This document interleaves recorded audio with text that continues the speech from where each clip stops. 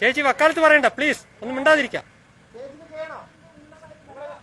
ആ നിങ്ങൾ വന്ന് ചെയ്തോ, എന്നാ പോ പോ പോ.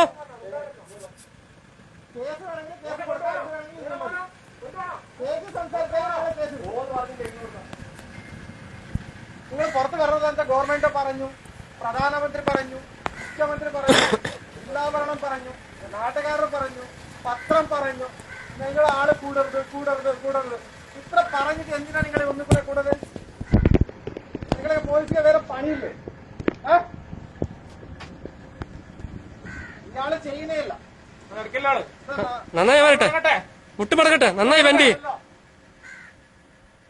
ഇനി ആരെങ്കിലും ഒരാളെ പുറത്ത് കണ്ടാലുണ്ടല്ലോ